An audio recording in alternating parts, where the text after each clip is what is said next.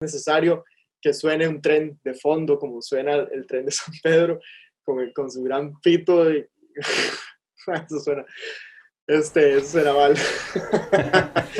Pero bueno, Hola, bienvenidos a este nuevo episodio de Caravana Cinemas de Caravana TV. Mi nombre es Isabela Misalles.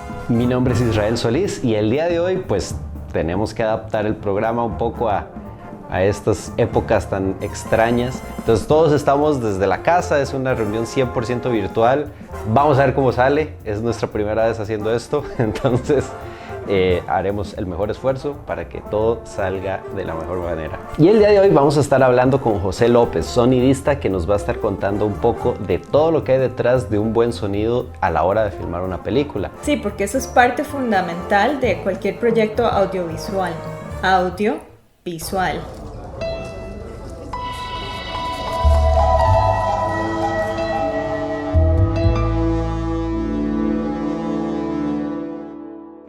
¿Cuándo fue que los directores o los productores de películas dijeron, ok, necesitamos que este audio se grabe por aparte, necesitamos hacer cierto trabajo? Sí, la entrada del sonido en el cine se da en la película El cantante de jazz de 1927. Mama, listen, I'm going to sing this like I will if I go on the stage, with this show.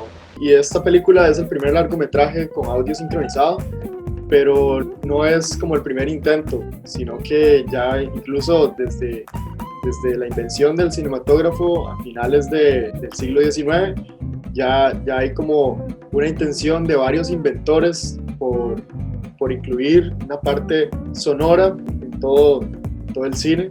Pero bueno, las limitantes tenían que ver con la tecnología. Entonces, a falta de este recurso, lo que se acostumbraba inicialmente era que las películas tuvieran una partitura. On the night of August 6th, 1926, in New York City, an audience waited expectantly for the first picture with self-contained musical score. John Barrymore in Don Juan. With the music bringing poignant life, every change of mood of the master actor.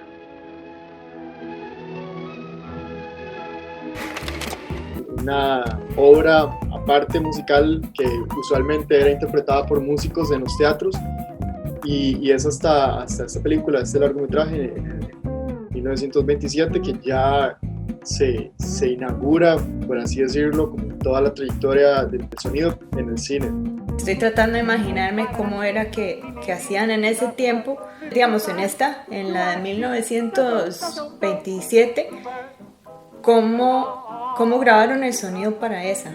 Sí, en este momento, a estas alturas de la historia del cine, pues claramente no existía el cine digital, y lo que existía era la famosa banda sonora, que eran literalmente unas bandas magnéticas o ópticas, digamos, que iban, por eso es que era sincronizado, porque el celuloide, digamos, la cinta del cine tenía ese apartado donde iba esa banda, donde se grababa específicamente el audio, y por eso es que se podía, pues, se lograba esa sincronización, pero sí, era muy tedioso porque no era como funciona hoy, que se pueden grabar sonidos aparte y luego incluirlos en el montaje, sino que todo lo que sonaba a la hora de que se grababa la imagen era también lo que quedaba en el sonido, y era bastante interesante.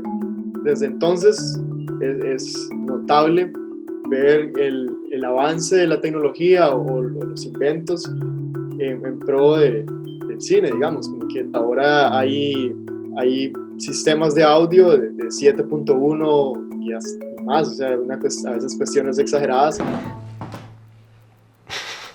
Digamos, usualmente uno cuando piensa en un sonidista, por lo general, como insisto, o sea, uno piensa siempre en el sonido de campo, el mic está ahí grabando el boom y todo. ¿Qué hay después de eso? O sea, ¿sigue siendo el mismo sonidista el que hace el Foley o es por aparte? ¿Qué hay además del Foley? ¿Hay alguien que masteriza luego todo o es como un departamento o sea, una persona podría hacer todo eso, digamos? Lo ideal, digamos, si contáramos con full presupuesto, o al menos como se supone que ocurre en en las industrias debería haber en el sonido de campo, el sonido directo, debería ser una persona que sea el microfonista, que se encargue de poner los micrófonos solapas, de esconderlos, o bueno, sostener la caña, hacer el boom, como dicen.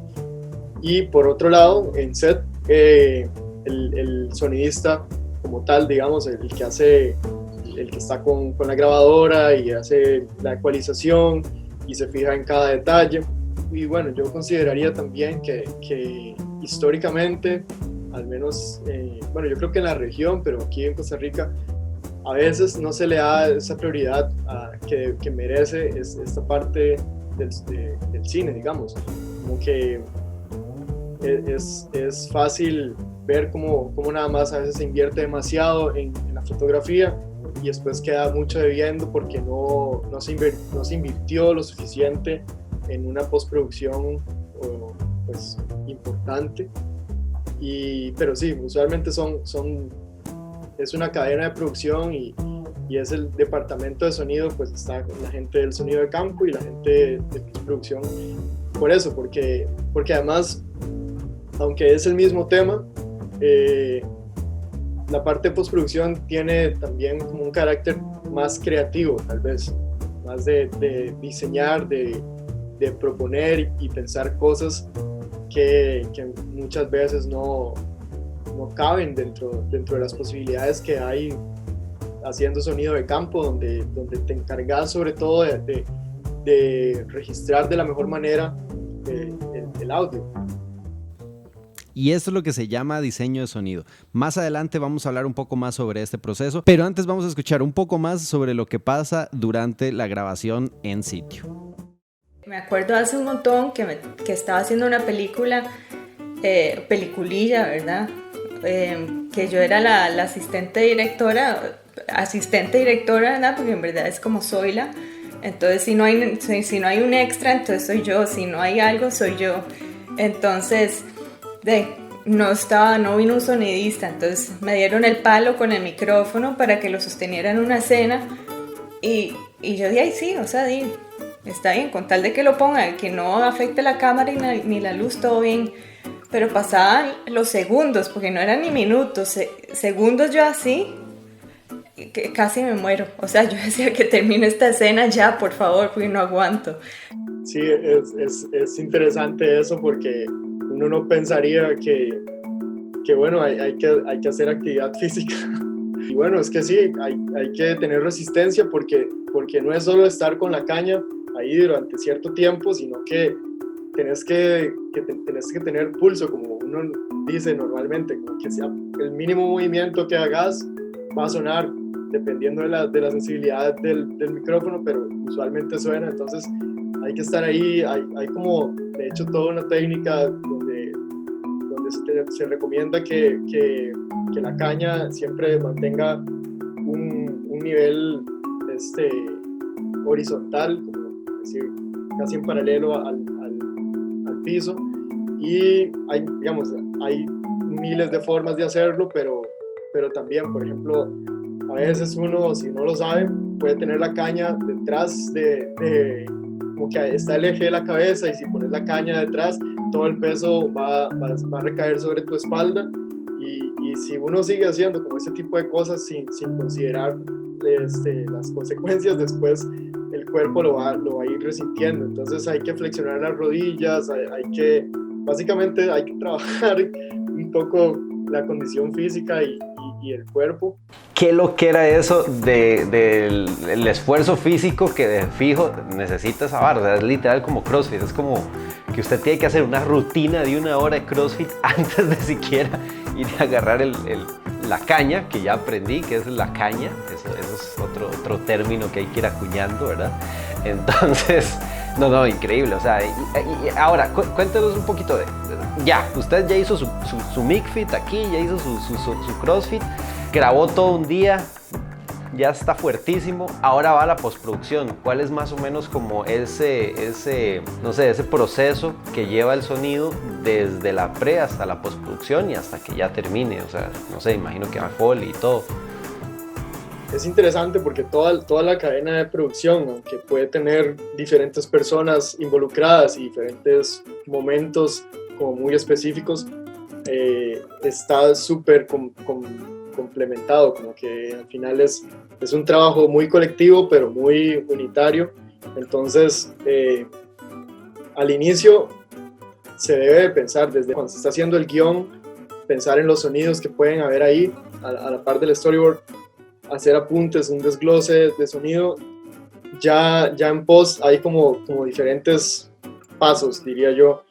Primero es como establecer por escenas, o más bien por locaciones, uno puede identificar ya en el montaje.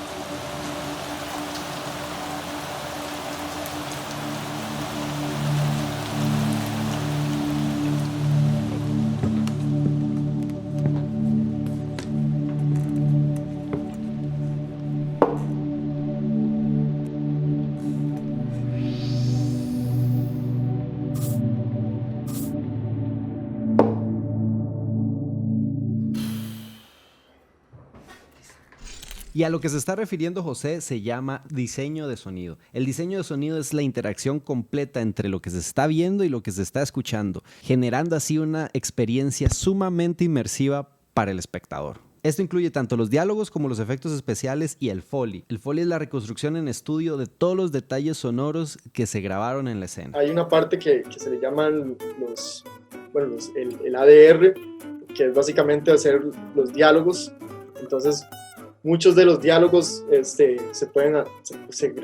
graban por aparte en la postproducción. Hay muchas veces en los que se termina también usando lo que se grabó en el set. Pero sí también es muy común que se haga una regrabación. Y bueno, también está la parte de los Foleys, yo creo que es la parte más entretenida, esa parte de grabar los pasos, de qué sé yo, que el típico asesinato en que a veces le pegan un hachazo a alguien en una película y suena crack, y cuando te das cuenta ese sonido viene de haber quebrado una sandía o una fruta, algo que parece totalmente random. Creo que es mi parte preferida como de la postproducción.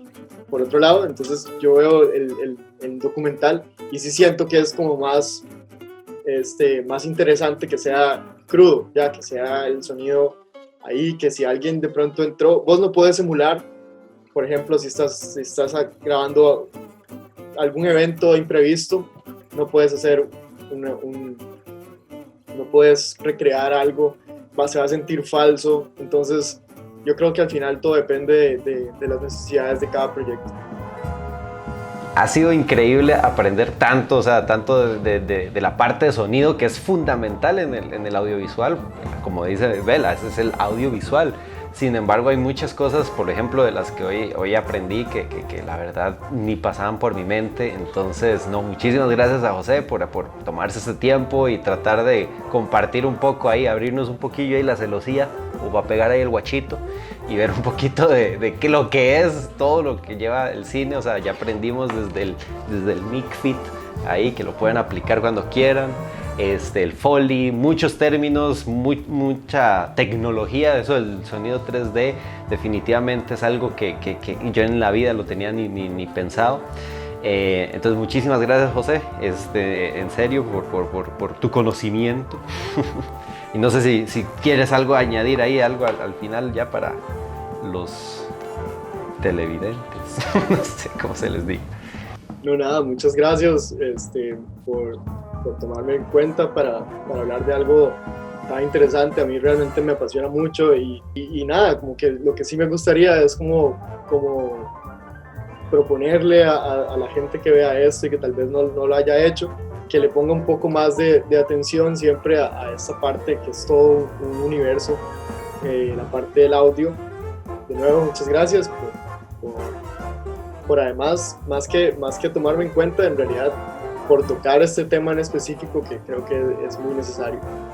Y bueno, y esto ha sido Caravana Cinemas. Espero que hayan disfrutado de esta versión, ¿verdad?, pandémica, en la cual pues tuvimos que adaptarnos un poco. Espero que no haya sido tan incómodo. En 15 días nos volveremos a ver con otro tema. Y yo fui Israel Solís. Y yo, Isabela Mesalles, muchísimas gracias por acompañarnos y porfa, acuérdense de suscribirse. Escríbanos también qué tema les gustaría que toquemos del cine, qué les gustaría aprender más y nos vemos la próxima.